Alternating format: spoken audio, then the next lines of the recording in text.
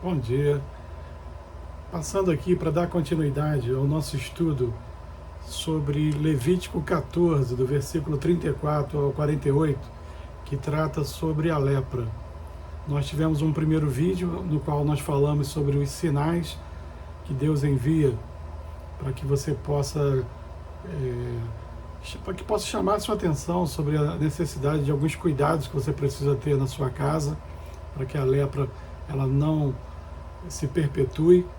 E hoje eu queria falar um pouquinho com vocês sobre as consequências da lepra. Não da lepra dos dias atuais, que graças a Deus, graças ao avanço da medicina, ela se tornou uma doença controlável.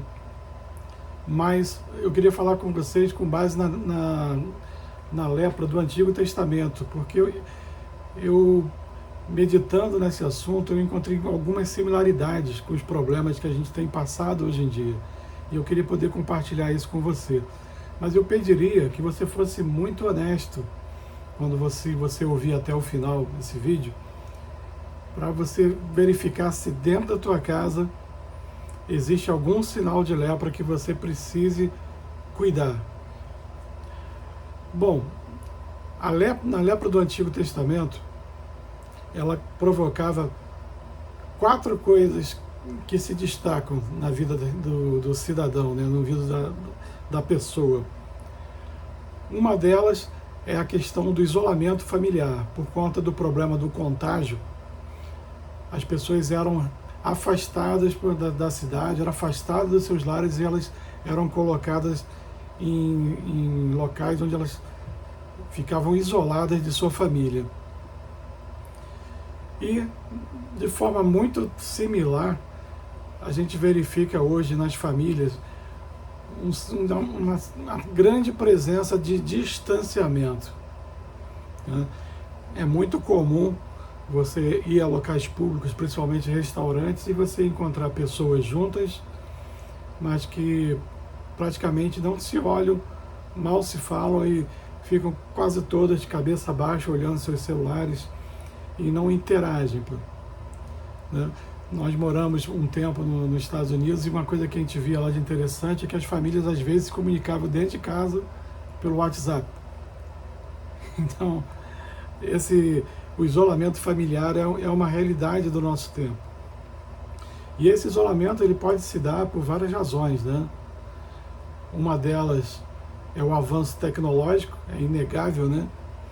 Que hoje muita gente usa o celular, inclusive, para distrair uma criança. Então você, desde muito cedo, você já é inserido nesse avanço tecnológico.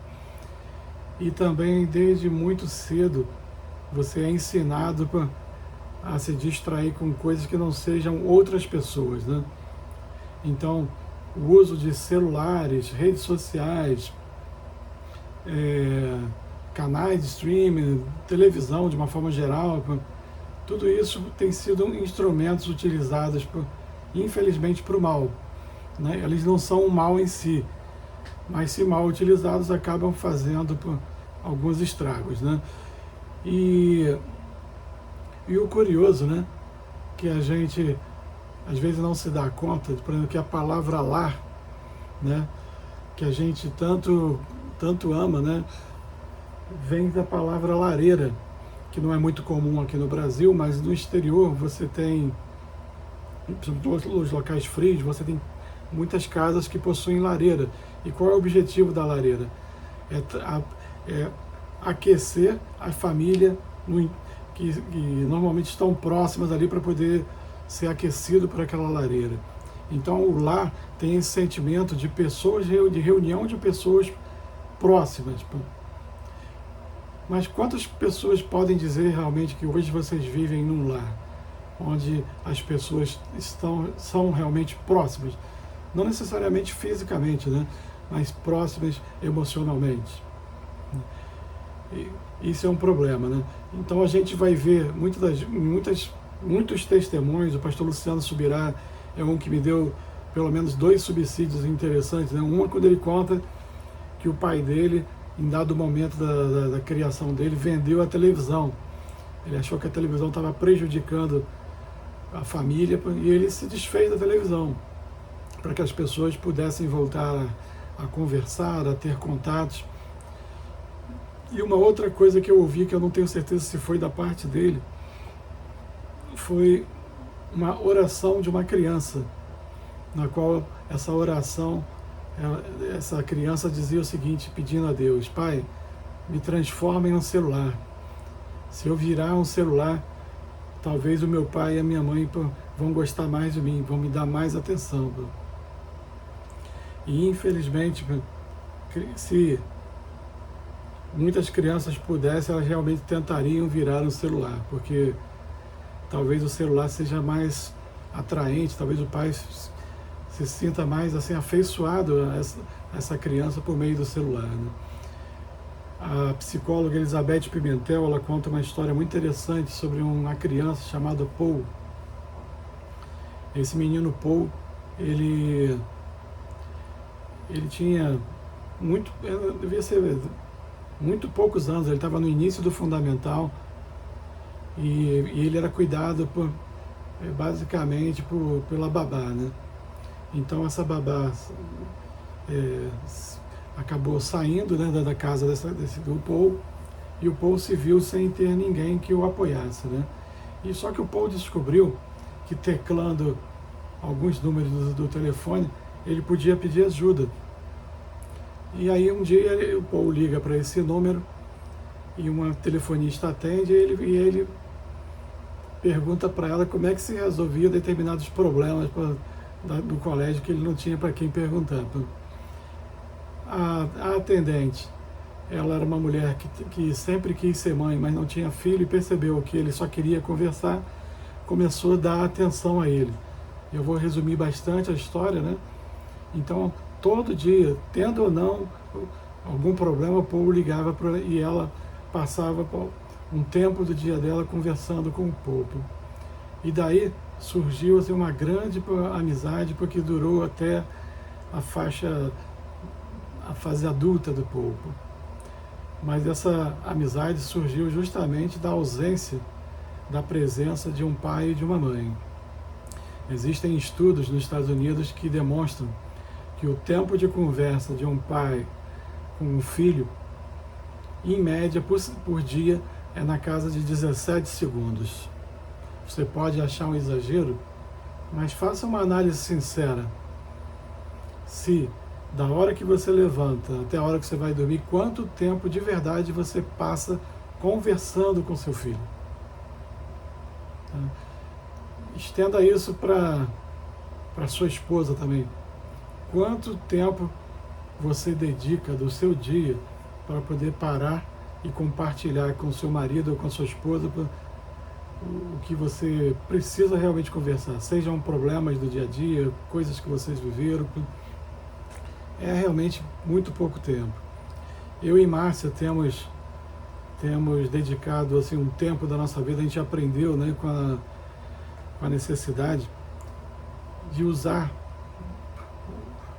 o horário das refeições como uma oportunidade para a gente poder estar junto. A gente, por muito tempo, pegou o nosso prato, sentou em frente a uma TV e com o tempo nós percebemos o mal que estava sendo para a nossa vida e a gente mudou radicalmente a nossa postura.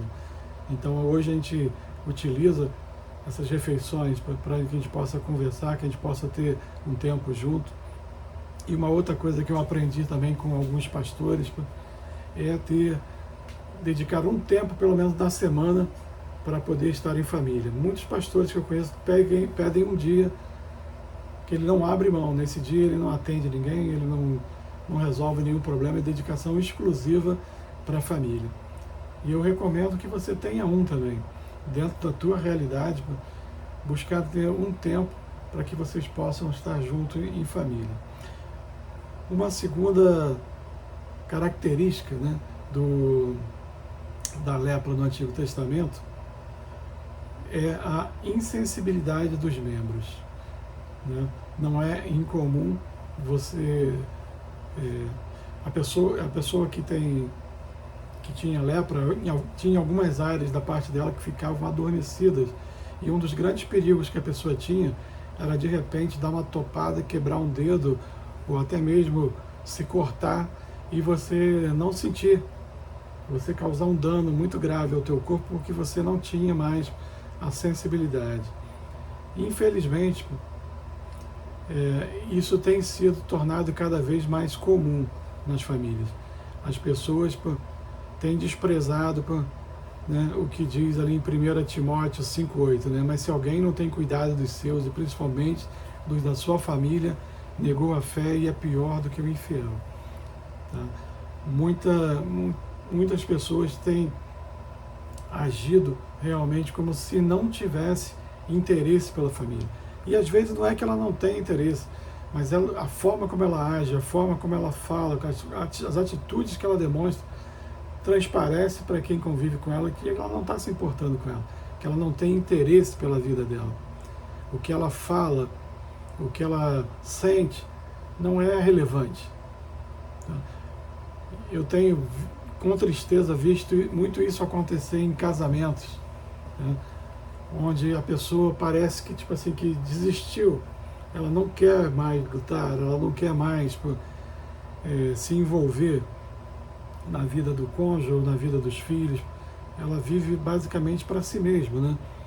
Então isso é um grande perigo, né? Muitas das vezes, às vezes a gente por situações, por estar buscando uma carreira, estar buscando um sucesso ministerial, seja lá o que for, a gente acaba desfocando do que é importante, né, e desprezando aquilo que realmente deveria ser a nossa prioridade. Né? Então, assim, um conselho, né? Procura se dedicar realmente ali a Provérbios 22:6, né? Onde que diz ali, né? Ensina a criança no caminho em que deve andar e quando ela for velha não se desviará dele. Uma das coisas que esse versículo ensina é o seguinte: Deus tem um propósito para cada pessoa. Se você investir nesse propósito da vida dela, ela vai ser feliz, vai ser realizada. Então, busque investir realmente na vida do seu cônjuge, busque investir na vida do seu filho. Eu conheço inúmeras pessoas com quem eu convivo, que você olha e dá uma profunda tristeza, que você vê que aquela pessoa, ela é inteligente, ela tem potencial, ela tinha capacidade de chegar muito mais longe do que ela chegou, mas infelizmente não teve uma pessoa na vida dela que investisse nela, que incentivasse ela a crescer. E hoje a pessoa, às vezes, ela não tem o desenvolvimento que ela poderia realmente ter alcançado. Tá? Uma terceira coisa que a gente observa na lepra é a questão de reações inflamatórias. Na lepra do Antigo Testamento, você tinha muitas manchas, feridas no corpo, nas partes terminais assim, do corpo, realmente inflamações, e isso era um grande problema. Qual a similaridade que isso tem a ver hoje com a nossa família? A reação inflamatória normalmente é algum sinal que o teu corpo está dando de que algo errado está acontecendo contigo. Então, dentro de casa, você tem várias coisas que podem estar acontecendo, que podem ser o início de uma lepra que, se você não tratar, ela pode se tornar algo realmente muito grave, muito complicado. Por exemplo, um descontrole financeiro. Nós já lidamos com casais que a mulher tinha dívidas, mas não contava para o marido por medo da reação do marido, e quando a coisa veio à tona, a dívida estava totalmente fora de controle, muito difícil, e por pouco o casamento não acaba por uma situação dessa. O descontrole financeiro é uma coisa que pode trazer realmente consequências graves para um casamento, falta de acordo, pessoas que por orgulho, seja lá o que for, têm dificuldade de se acertar, de chegar a um acordo comum. Isso prejudica muito a vida das famílias. Sem acordo, né, é muito difícil haver a bênção de Deus. Né? Muito complicado mesmo. Né? Falta de honestidade e transparência. Esse é um outro ponto também que machuca muita gente. Muita gente tem dificuldade de caminhar no seu casamento por conta de algum tipo de deslize de uma das partes, falta de afeto.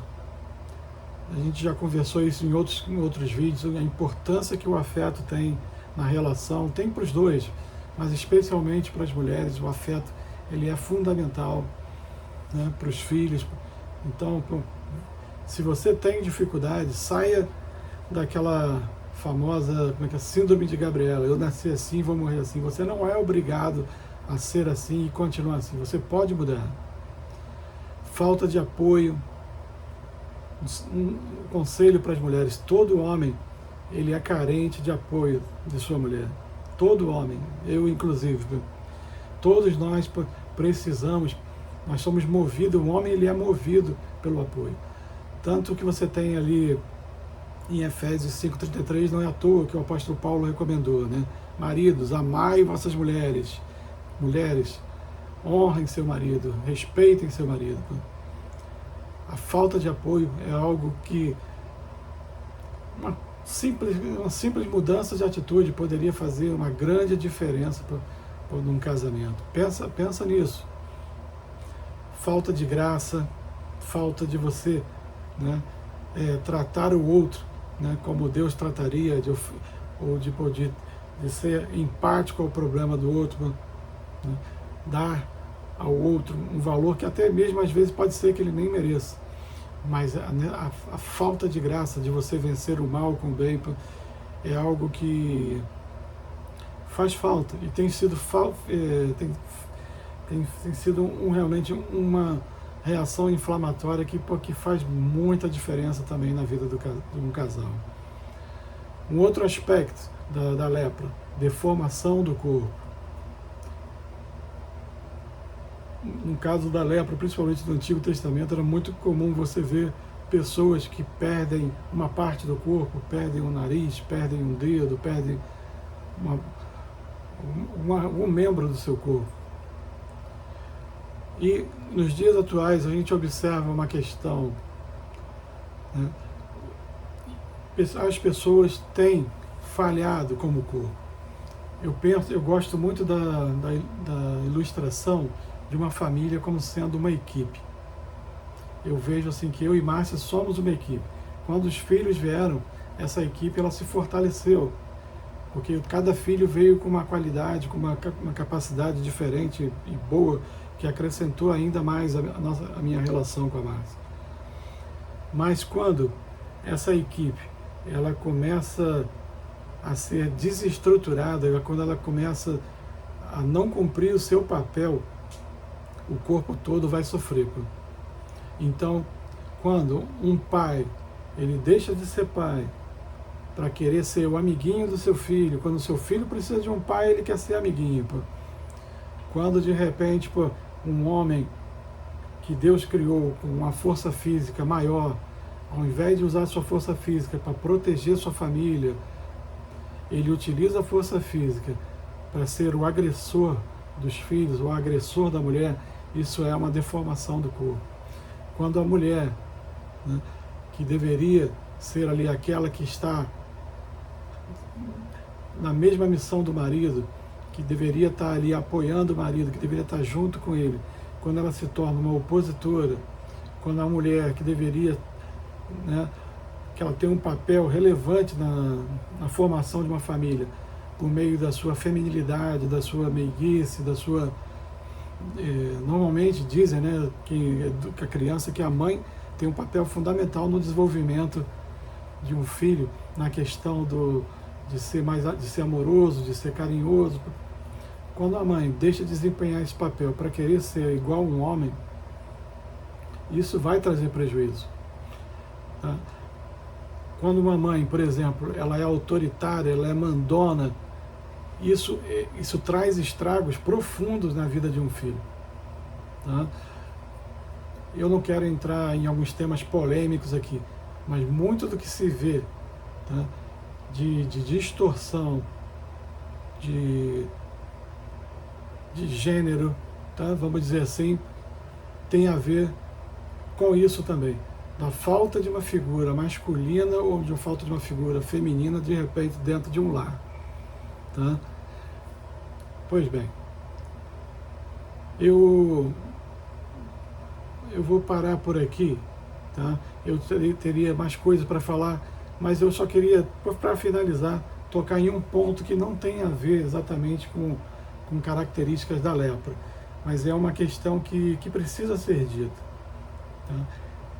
Existem algumas coisas que elas são extremamente destrutivas para a vida de uma família, e uma delas se chama a questão do pecado dentro de casa.